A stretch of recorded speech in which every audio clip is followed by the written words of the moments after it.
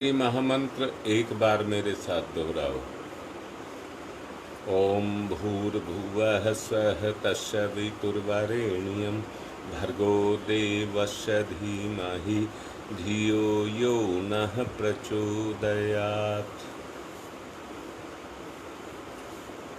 हर ईश्वर निष्ठ की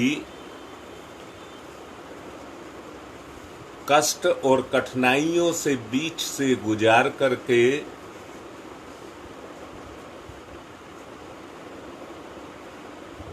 उसको तपा करके परीक्षा ली जाती है।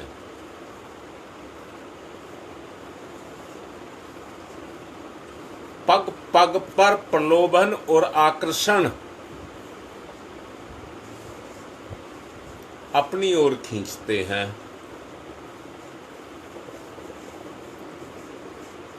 इतना ही नहीं, जीव के जीवन के स्तर को गिराने के लिए व्यक्ति की दो कमजोरियां, जीव की कमजोरी और वासना की कमजोरी,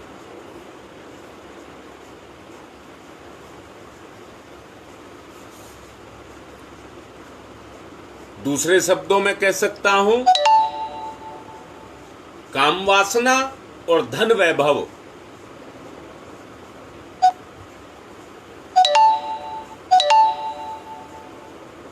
इनके भी प्रलोभन जीवन में आते हैं। इनके भी प्रलोभन व्यक्ति के जीवन में आते हैं।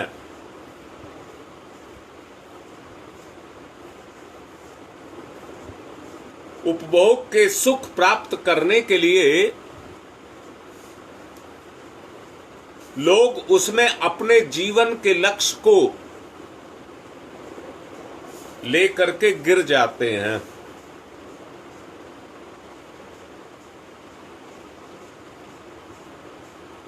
मैंने सत्य नहीं कहा, मैंने कहा था वास्तविक सत्य क्या है।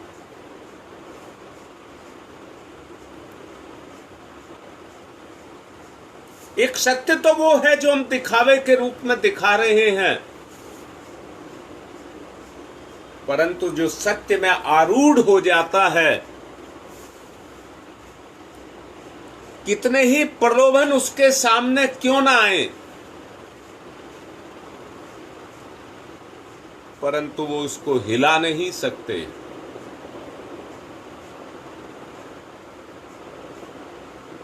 अंगद का नाम आपने सुना होगा, जो रावण जैसे राजा के दरबार में अपने पैर को जमा करके खड़ा हो गया।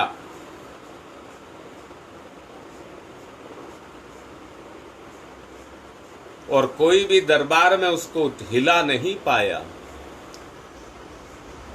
जब तक हर साधना के क्षेत्र में हमारी अवस्था उस अंगद के समान नहीं होगी कि हम सत्य को आधार बना करके अपने पैर जमा करके खड़े हो जाएं,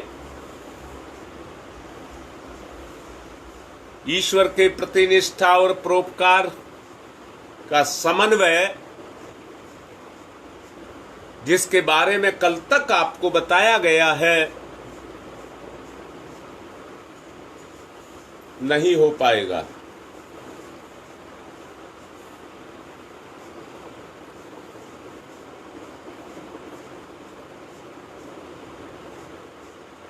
ईश्वर चिल्ला चिल्ला करके बोलता है और बोल रहा है इसी सत्य के लिए,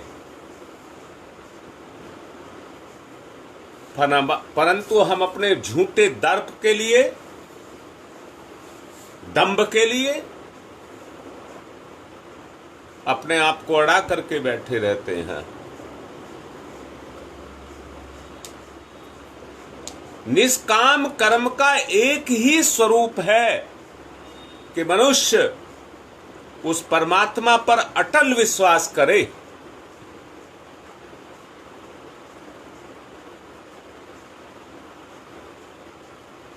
जिसका वो अंश है, और अपने आप को वासना और तृष्णा से रहित करे,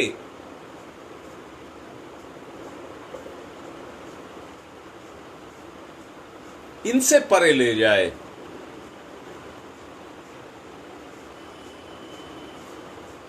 देखिए, एक बात मैं स्वीकार कर सकता हूं,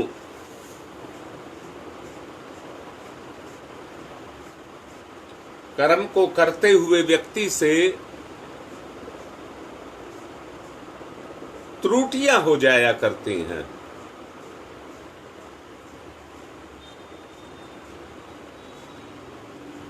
किंतु निष्काम कर्म की भावना जब होगी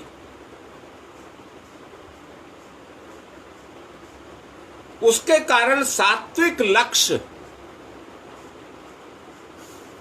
जब आपके हृदय में समाया हुआ होगा तो निश्चित रूप से जानना अंगद के समान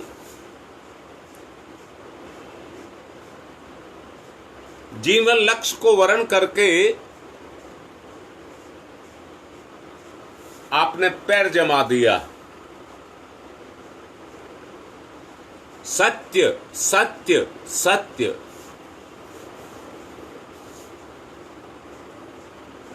ऐसा कोई भी जीव नहीं है जो इस दुनिया में रह करके इच्छाओं और कर्म से मुक्त हो।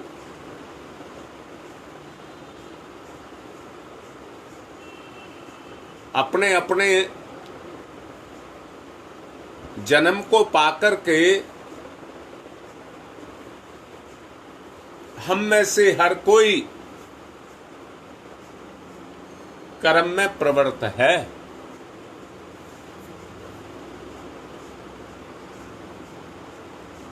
वही प्रवृत्ति हमारी अभी इन्हीं बताई गई इच्छाओं को पूर्ण करने के लिए इस दुनिया में कर्म को कर रही है, परंतु ईश्वर की इच्छा को रखने वाला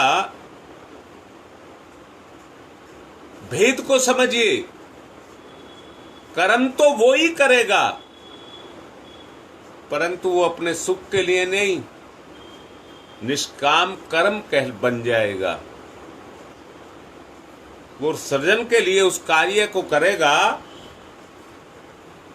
वही कर्म उसके लिए निष्काम कर्म बन जाएगा।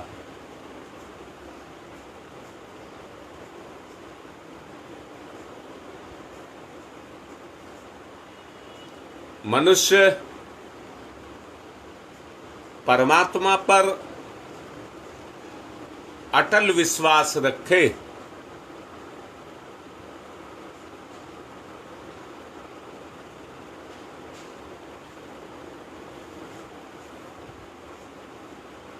दिक्कत कहां है? भगवान को तो हम मानते हैं, परंतु भगवान पर हमारा विश्वास नहीं है।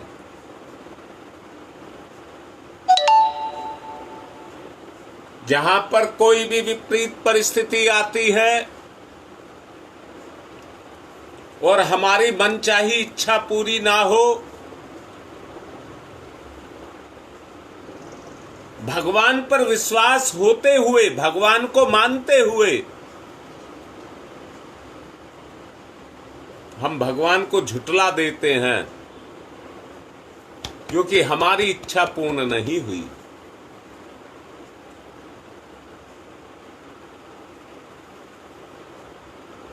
हमारी सोच ये रहे कि मैं सत्य के मार्ग पर चल रहा हूं, मेरे साथ अच्छा बुरा जो कुछ भी हो रहा है उसी में मेरा भला है।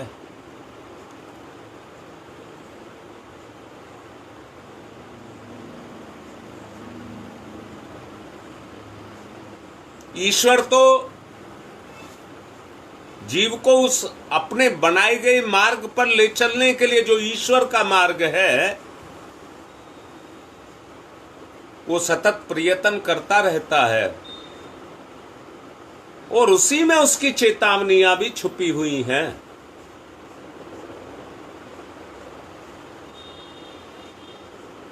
परंतु हम समझ नहीं पाते। जब समझ आती है तो देर हो चुकी होती है, और इतनी देर हो चुकी होती है कि हमारे सामने नुकसान के अलावा कोई रास्ता नहीं बचता।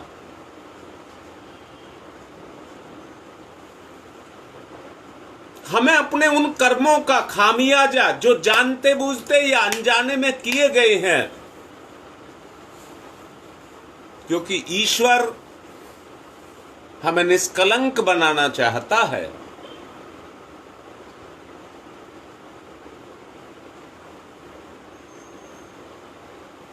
इसलिए बहुत आवश्यक है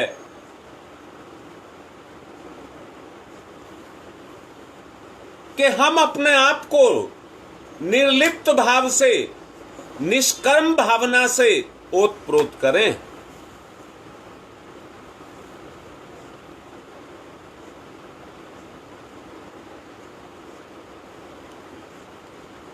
सात्विक लक्ष्य पर किसी तरह का कोई आक्षेप नहीं है।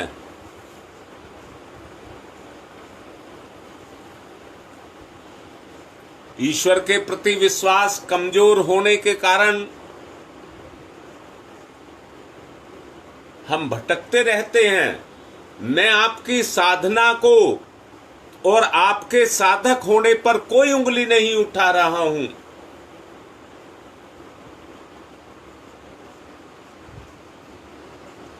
परंतु केवल इतना कह रहा हूं,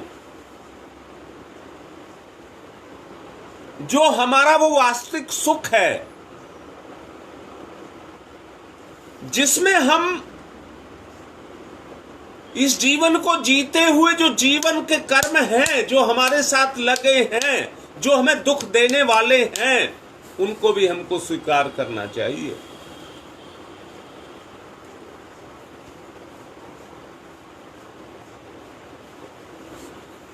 अनन्य भाव जब ईश्वर के प्रति आपका पैदा हो जाएगा, जो हो रहा है वो ही उचित है, जो हो रहा है वो ही उचित है, हम स्वीकार करें।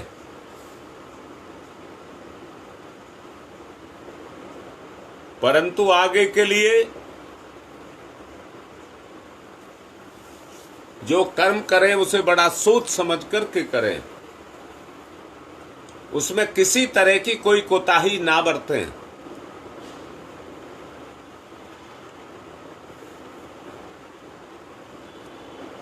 दोषों, त्रुटियों और भूलों से बचाव करना भी ईश्वरीय ज्ञान के प्रकाश से ही संभव हो सकता है, और किसी तरह नहीं।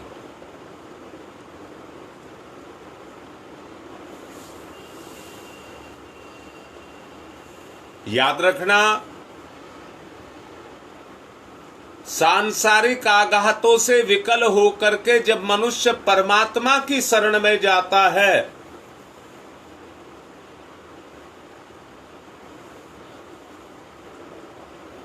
ईश्वर को शरणागति होता है। वैसे तो शरणागत होने का केवल एक नाटक, ड्रामा किया जाता है, क्योंकि उसमें वास्तविकता नहीं होती।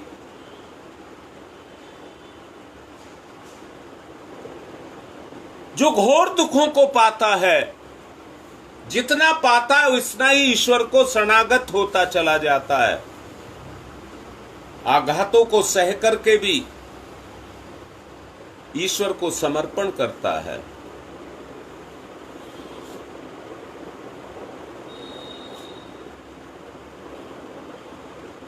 इतनी बात में अगर कोई बात आपको समझ ना आई हो तो लिखे करें। जो बात आपको समझ ना आए उसको लिखे करें।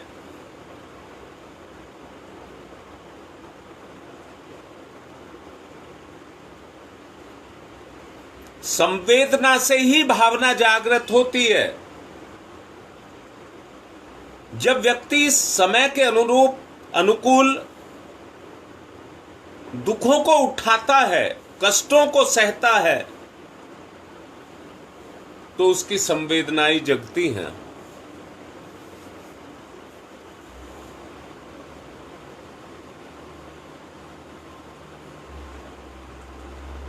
जब तक आपकी संवेदना नहीं जगेगी, याद रखना, अंधेरे को जलाया, मिटाया, घटाया जाता है, परंतु उसके लिए दीपक भी जलाया जाता है। दीपक जलता है पर अंधेरे को जलाता है। बारीक शब्दों में बोल रहा हूं, दीपक जलता है तो अंधेरे को जलाता है और अपने प्रकाश को फैलाता है। हमें ये क्रिया दिखती नहीं है, हमें दीपक का जलना तो दिखता है, पर अंधेरे का जलना नहीं दिखता।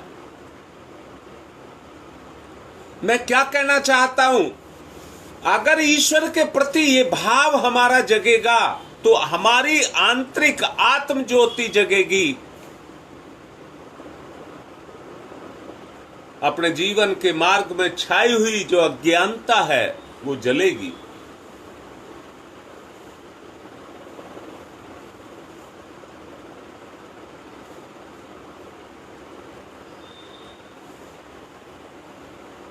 इसलिए अपने लक्ष्य को सात्विक लक्ष्य रखिए।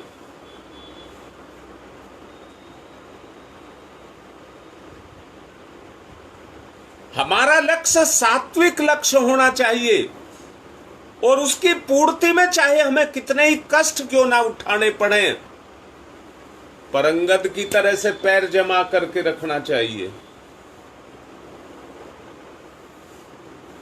सब कुछ मिटाने के लिए और सब कुछ मिटने के लिए तैयार हूं, परंतु ईश्वर तेरे आदर्श को मिटाने के लिए तैयार नहीं हूं।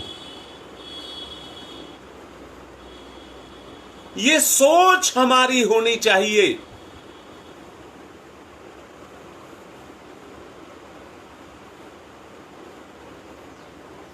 जो ईश्वर में स्थिरता को ले लेता है, आक्षेप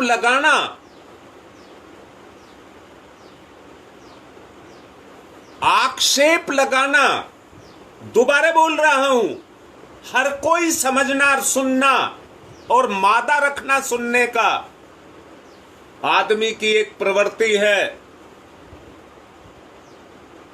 जब भी उसको कोई दुख होता है तो उसका परिणाम वो दूसरे पर थोपता है। उसके कारण मुझे ये ऐसा देखना पड़ा, अपने ऊपर नहीं लेता कि मेरी कमजोरी, मेरी कमी ही मेरे सामने निकल करके आई। दोबारा बोलता हूं, एक डायबिटीज के बीमार को पता है कि मीठा, चीनी खाना मेरे लिए हानिकारक है। बाहर से वो इस बात को अच्छी तरह जानता है, पर अंदर की जो कमजोरी है वो उस सुख को, स्वाद को लेने के लिए मजबूर करती है। यहां तक करना उसके हाथ में है, परंतु परिणाम उसके हाथ में नहीं है, ईश्वर के हाथ में है।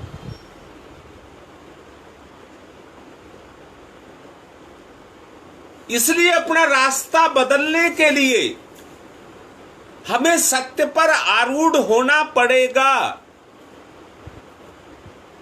और उस असत्य के परिणामों को भोगने के लिए तैयार रहना पड़ेगा।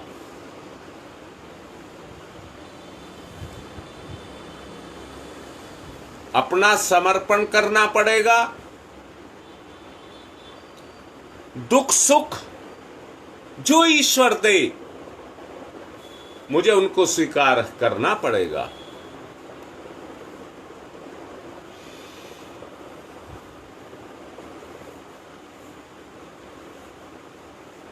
लक्ष्य की स्थिरता ईश्वर के प्रति अनन्य भाव से आती है।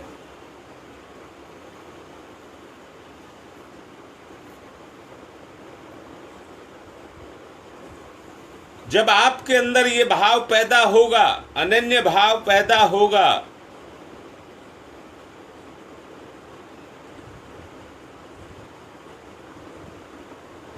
तो उस अनन्य भाव के पैदा होने से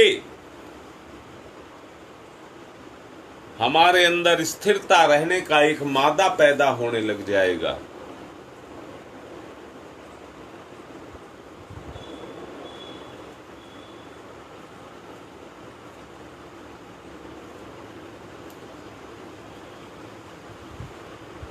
मेरा निवेदन है जो आपको कहा गया है, समझाया गया है, अपनी त्रुटि, दोषों और भूलों को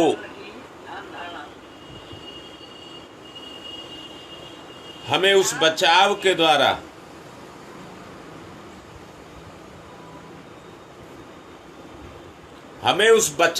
द्वारा ईश्वर के प्रति समर्पण, वो बचाव के द्वारा अपने आप को बचाना होगा। उस सद्बुद्धि को हमें अपने अंदर जागृत करना होगा।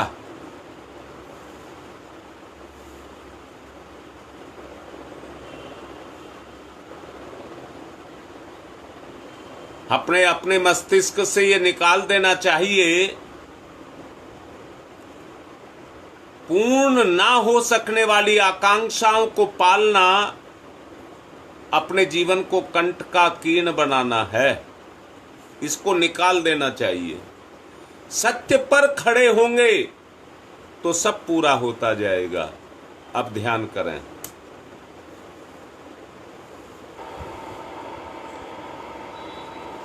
सविता, अग्नि, ऊर्जा, ब्रह्म शक्ति।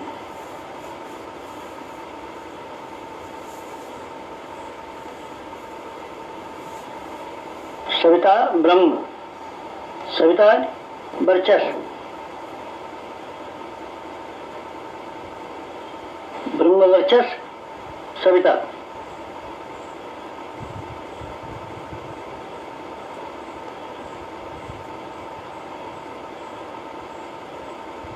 सविता उपास्य, ब्रह्म वर्चस्व उपास्य।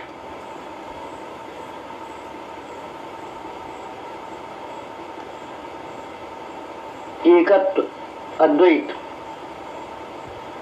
साधक का सविता को समर्पण।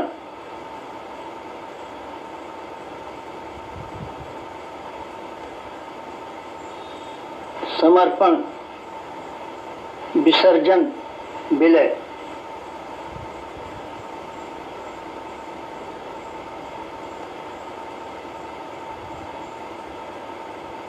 साधक सविता एक, भक्त भगवान एक, एकत्व, अद्वैत।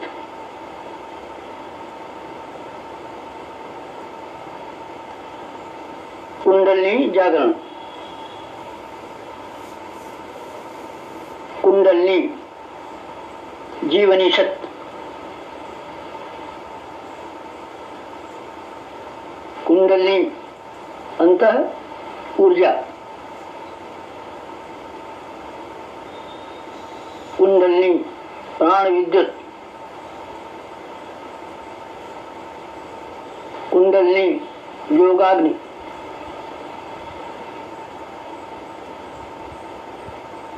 कुंडलिनी ब्रह्म ज्योति।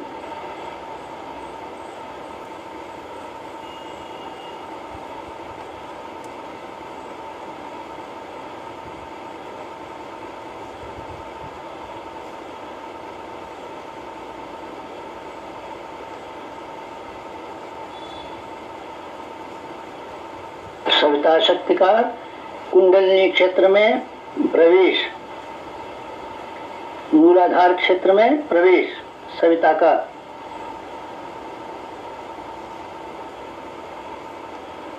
प्रथम चरण,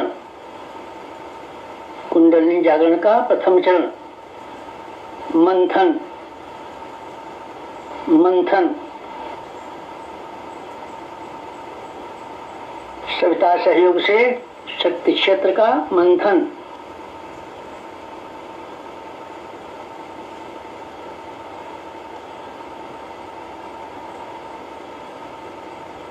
मूलाधार मंथन।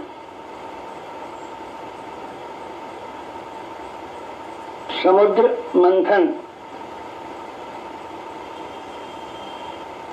जीवन मंथन। प्राण मंथन। मथ अग्नि डालिए, मंथन। मथिए। मंथन मंथन मंथन। विकारों को निकालिए।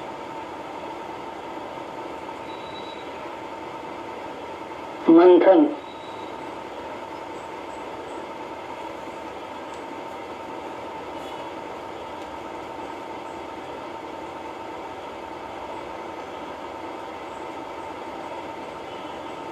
मंथन से अंतः ऊर्जा का संवर्धन।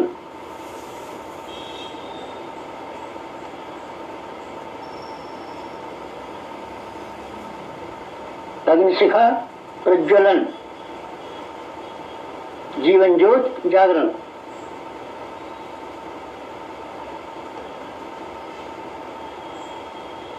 द्वितीय चरण, ऊर्ध्वगमन।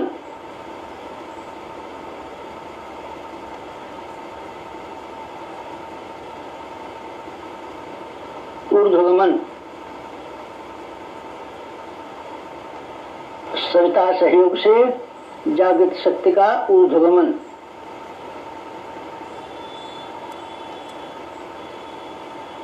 आत्मसत्ता का ऊर्ध्वगमन।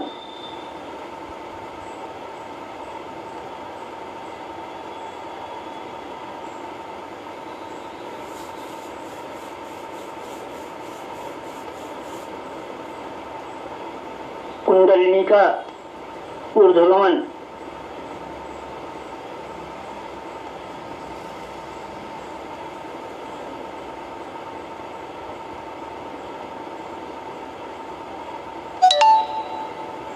मूलाधार मार्ग से सहस्रार तक कुंडलिनी का ऊर्ध्वगमन। मेरुदंड मार्ग से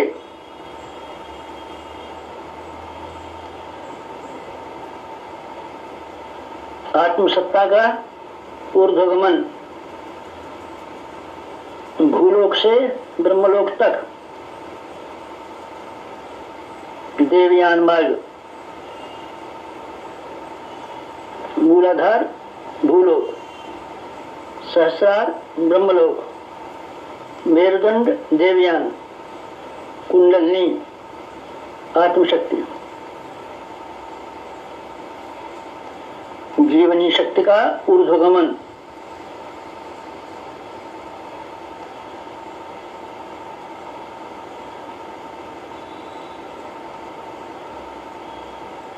उत्थान, उत्कर्ष, अभ्युदय।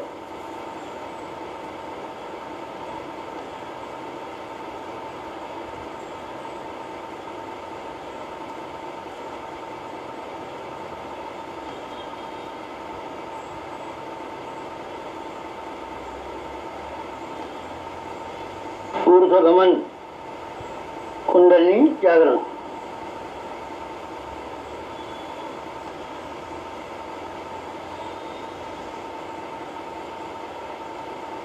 तृतीय चरण, वेधन, शोधन, जागरण।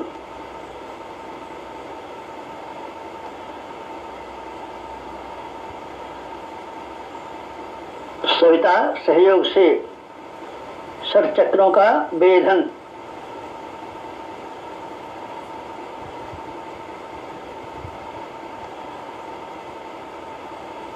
मेरुदंड मार्ग के षट चक्रों का वेधन।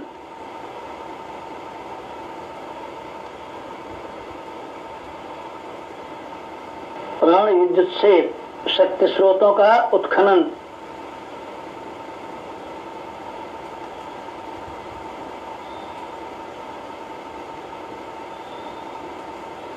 चक्र वेद, शब्द वेद, लक्ष्य वेद,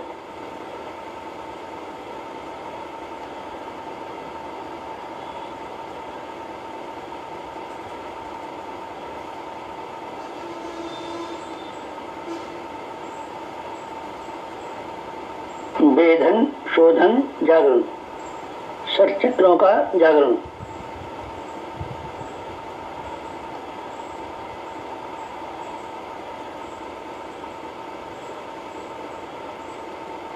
मूलाधार चक्र जागरण,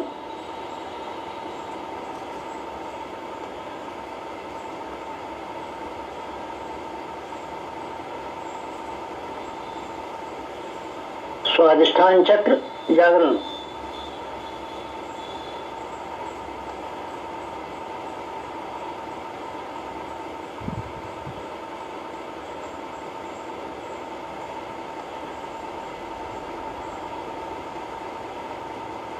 मणिपुर चक्र जागरण,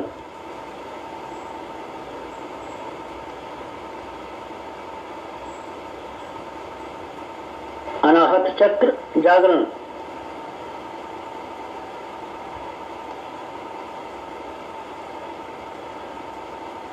विशुद्ध चक्र जागरण,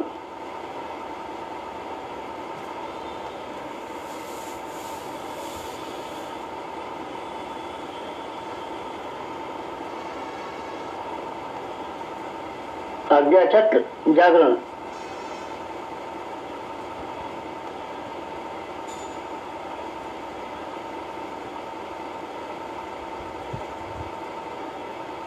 षट चक्र जागरण, कुंडलिनी जागरण,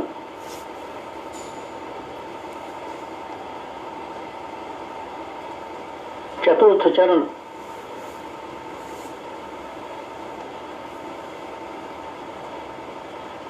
विस्तरण,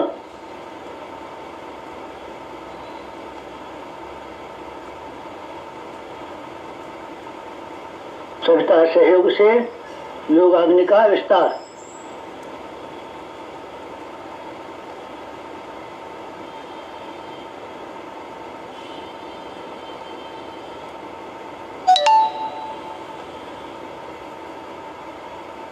मूलाधार का आत्मसत्ता में विस्तार,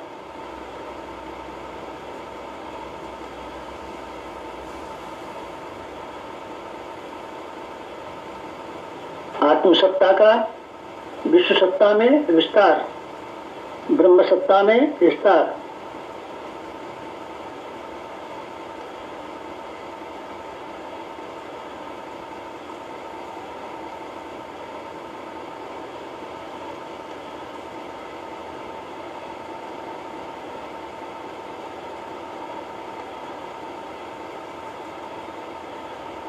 चिंगारी का दावानल में विस्तार,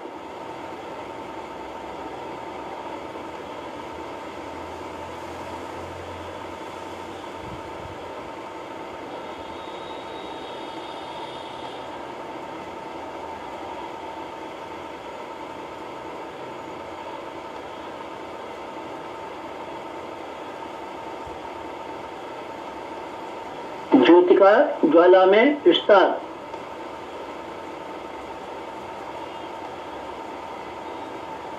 मूलाधार का आत्मसत्ता में, आत्मसत्ता का विश्व सत्ता में, ब्रह्म सत्ता में,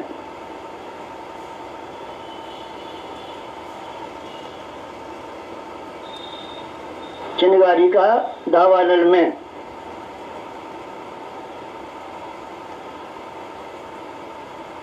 ज्योति का ज्वाला में विस्तार, विस्तरण, जागरण, कुंडलिनी जागरण।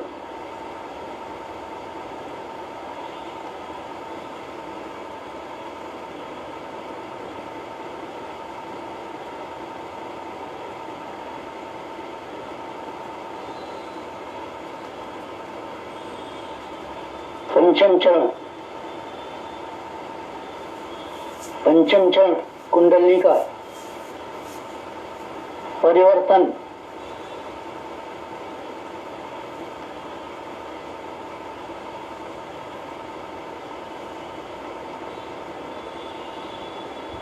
मूलाधार का सहस्रार में परिवर्तन।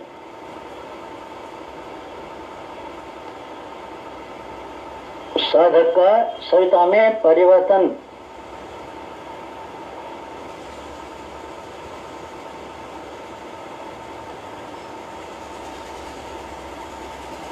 आत्म ज्योति का ब्रह्म ज्योति में परिवर्तन।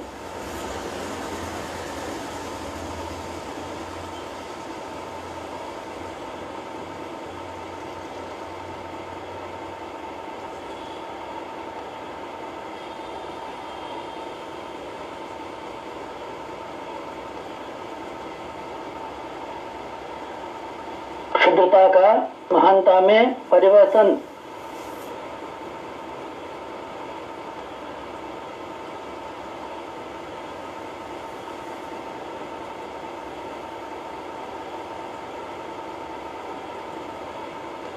कामना का भावना में परिवर्तन।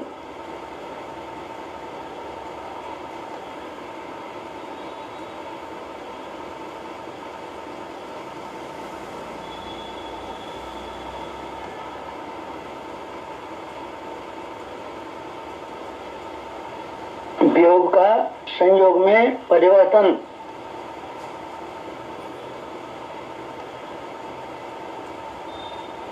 नर का नारायण में परिवर्तन।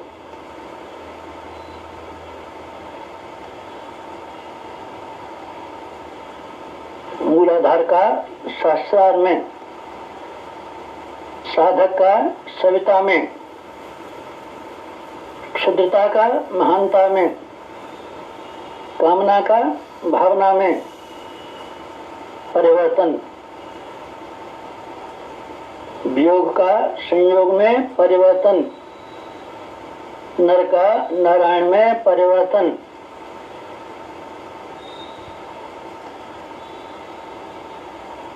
परिवर्तन, संवर्धन, जागरण, कुंडलिनी जागरण।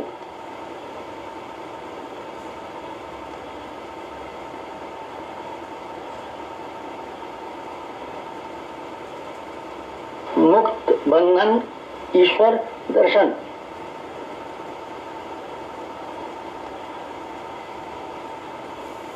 कुंडलिनी जागरण। जीवनी शक्ति जागरण।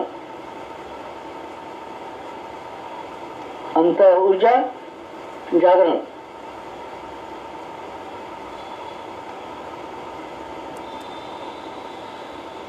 प्राण विद्युत जागरण।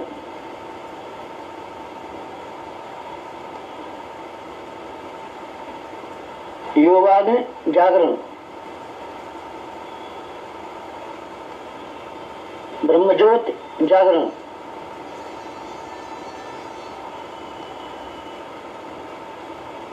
कुंडलिनी जागरण। महान जागरण, आत्म जागरण।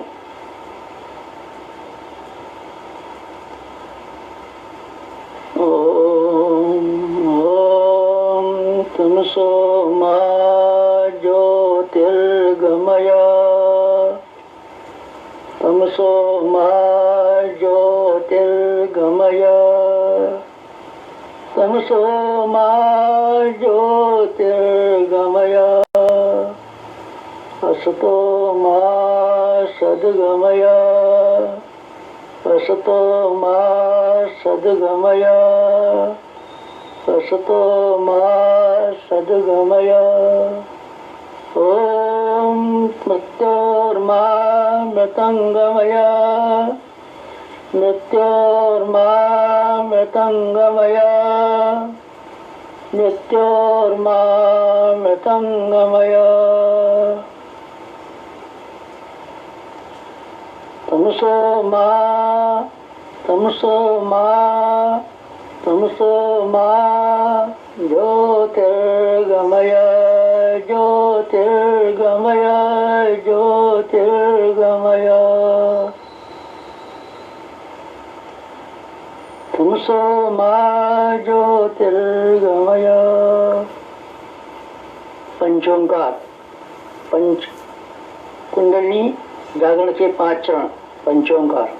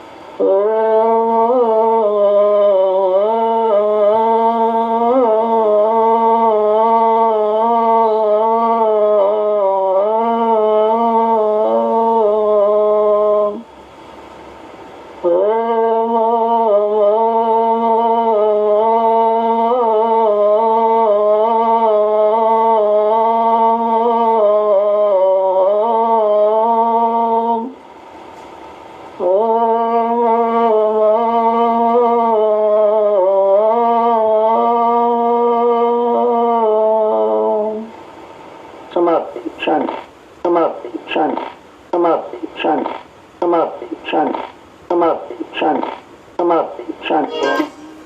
दोनों हाथ रगड़ें, मुखमंडल पर फिराएं और शवासन करें।